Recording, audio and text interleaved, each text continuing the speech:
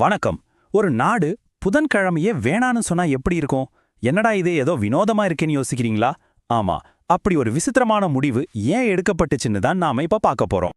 அப்போ ஒரு நாடு எதுக்காக புதன்கிழமையில யாரும் வேலைக்கு போக வேண்டாம்னு சொல்லணும்? இதுக்கு பின்னால இருக்கிற காரணம் என்னவா இருக்கும்னு நினைக்கிறீங்க? கண்டிப்பா அது உங்களை ஆச்சரியப்படுத்தும். பதில் ரொம்ப சிம்பிள். எரிபொருளை சேமிக்கிறதுக்காக தான். இப்போ நீங்க பார்க்கற இந்த போட்டோ இலங்கையில எடுத்தது. பெட்ரோல் பங்க் வாசல்ல வண்டிகள் எவ்ளோ நீளமா நிக்குது பாருங்க. இந்த ஒரு போட்டோவே போதும் அந்த நாட்டுல எரிபொருள் பஞ்சம் எந்த அளவுக்கு மோசமா இருக்குன்னு புரிஞ்சுக்க.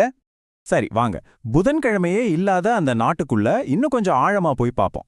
அவங்களோட இந்த அசாதாரணமான கொள்கையை பத்தி இன்னும் டீட்டெயிலா தெரிஞ்சுக்கலாம். பாருங்க, அந்த நாட்டு ஜனாதிபதியே என்ன சொல்லியிருக்காருன்னு. நாம மிக மோசமான நிலைக்கு தயாராக இருக்கணும், ஆனா நல்லது நடக்கும்னு நம்பணும்.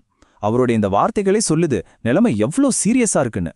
இது ஏதோ சாதாரண அறிவிப்பு இல்ல, ஒரு நாட்டோட எதிர்காலத்துக்கே அடிக்கப்பட்ட ஒரு எச்சரிக்கை மணி. சரி, இந்த திட்டம் எப்படி வேலை செய்யுதுன்னு பார்க்கலாமா?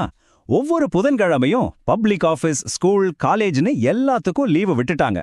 இதோட மெயின் நோக்கம் மக்கள் வெளியில போறத குறைச்சு பெட்ரோல், டீசல் பயன்பாட்டை கட்டுப்படுத்துறது தான். ஆனா ஹாஸ்பிட்டல் மாதிரி அத்தியாவசிய சேவைகள்லாம் வழக்கம் போல இயங்கும், அதுல எந்த பாதிப்பும் இல்ல. ஆனா இலங்கையோட இந்த முடிவு அவங்க நாட்டுக்குள்ள மட்டும் நடந்த ஒரு விஷயம் இல்ல. இதுக்கு பின்னால ஒரு பெரிய உலகளாவிய காரணம் ஒளிஞ்சிருக்கு. வாங்க அந்த பெரிய படத்தை இப்போ பார்க்கலாம். இதுதான் ஹோர்முஸ் ஜலசந்தி. இது நம்ம உலகின் எனர்ஜி ஹைவே அப்படின்னு கூட சொல்லலாம். ஏன்னா வளைகுடா நாடுகள்ல இருந்து எண்ணெய் ஏத்திக்கிட்டு வர்ற கப்பல்களுக்கு இதுதான் முக்கியமான வழி. யோசிச்சு பாருங்க, இந்த சின்ன வழி அடைப்பட்டா உலகத்தோட மொத்த ஆயில் சப்ளையே நின்னு போயிடும். இப்போ பாருங்க, 90% இது ரொம்ப ரொம்ப முக்கியமான ஒரு நம்பர். இந்த ஜலசந்தி வழியா போற எண்ணெய், எரிவாயுவுல கிட்டத்தட்ட 90% நம்ம ஆசிய நாடுகளுக்கு தான் வருது. இதுல இருந்தே தெரிஞ்சுக்கலாம் ஆசியாவோட எரிசக்தி பாதுகாப்புக்கு இந்த ஜலசந்தி எவ்வளோ முக்கியம்னு. இந்த சார்ட் பார்த்தா உங்களுக்கு இன்னும் நல்லா புரியும். உலகத்திலே அதிகமா எண்ணெய் இறக்குமதி பண்றது யாருன்னு பார்த்தா அது ஆசியா தான். அதனால ஹோர்முஸ் ஜலசந்தியில ஒரு சின்ன பிரச்சனை வந்தா கூட அது ஆசியா நாடுகளை தான் ரொம்ப கடுமையா பாதிக்கும். அந்த பிரச்சனை தான் இப்ப வந்திருக்கு. அமெரிக்கா, இஸ்ரேல், அப்புறம் ஈரான் இவங்களுக்குள்ள நடந்த மோதல் இந்த எனர்ஜி ஹைவேயை ஒரு மாதிரி பிளாக் பண்ணிடுச்சு. இதோட விளைவு கச்சா எண்ணெய் விலை ஒரு பேரலுக்கு $100 வரைக்கும் எகிரிடுச்சு. இது இலங்கை மாதிரி நாடுகளை ரொம்பவே பாதிச்சிருக்கு.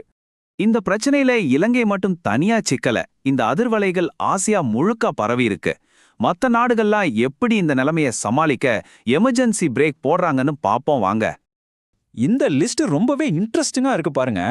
தாய்லாந்துல ஏசி யூஸை குறைக்க சூட்டுக்கு பதிலா ஷார்ட் ஸ்லீவ் ஷர்ட் போட சொல்றாங்களாம். மியான்மர்ல வண்டி நம்பர் பிளேட்டை வச்சு ஒற்றைப்படை ஒரு நாள், இரட்டைப்படை ஒரு நாள்னு வண்டி ஓட்ட சொல்றாங்க. இப்படி ஒவ்வொரு நாடும் தங்களால முடிஞ்ச வழியில எரிபொருளை சேமிக்க போராடிட்டு இருக்காங்க. சரி, மறுபடியும் இலங்கைக்கு வருவோம். இந்த புதன்கிழமை லீவு மட்டும் இல்லாம வேற என்னென்ன ரூல்ஸ் போட்டு மக்களோட அன்றாட வாழ்க்கையை நேரடியா கட்டுப்படுத்துறாங்க? இதுக்கு பேரு தான் தேசிய எரிபொருள் அட்டை.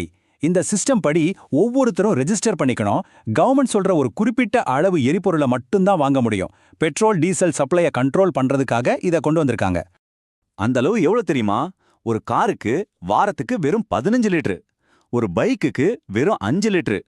யோசிச்சு பாருங்க, இந்த அளவு ஒருத்தருடைய அன்றாட வேலைகளுக்கும் தேவைகளுக்கும் போதுமான்றது ஒரு பெரிய கேள்விக்குறிதான். நினைச்ச மாதிரியே இந்த ரேஷன் சிஸ்டம் மக்கள் மத்தியில பெரிய அதிருப்தியை ஏற்படுத்தியிருக்கு. வேலைக்கு போக, மத்த அத்தியாவசிய தேவைகளுக்கு இந்த அளவு பெட்ரோல் பத்தவே பத்தாதுன்னு நிறைய பேர் சொல்றாங்க. இந்த பாலிசியோட இன்னொரு பக்கத்தை இது காட்டுது. இந்த ஸ்லைடு ஒரு முக்கியமான விஷயத்த நமக்கு சொல்லுது. இலங்கைக்கு இந்த மாதிரி ஒரு நிலைமை புதுசில்ல. 2022ல நாடு பயங்கரமான பொருளாதார நெருக்கடியில இருந்தப்போவும் இதே மாதிரி ரேஷன் சிஸ்டம் கொண்டு வந்தாங்க. இப்போ மறுபடியும் அதே நிலைமைக்கு தள்ளப்பட்டிருக்காங்க. சரி, இப்போ நாம பார்த்த இந்த முழு கதையிலிருந்தும் நாம கத்துக்க வேண்டிய முக்கியமான பாடம் என்ன? எரிபொருளோட இந்த பலவீனமான சப்ளை செயின் பத்தி ஒரு சின்ன ரீகேப் பார்த்துடலாமா?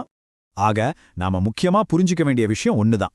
எங்கேயோ உலகத்தோட ஒரு மூலையில நடக்கிற ஒரு அரசியல் மோதல் உலகத்தோட இன்னொரு மூலையில இருக்கிற நம்மளோட அன்றாட வாழ்க்கையை எவ்வளவு வேகமா, எவ்வளவு கடுமையா மாத்த முடியுங்கிறதுக்கு இது ஒரு பர்ஃபெக்ட் உதாரணம். கடைசியா இந்த ஒரு கேள்வியோட இந்த பகுதியை முடிக்கலாம்னு நினைக்கிறேன். உங்க வாழ்க்கையை இயக்கிக்கிட்டு இருக்கிற இந்த எரிபொருள் அது எவ்வளோ பாதுகாப்பானது? எங்க இருந்தோ வர்ற இந்த சப்ளைய நாம எந்த அளவுக்கு நம்பி இருக்கோன்னு யோசிச்சு பார்க்க வேண்டிய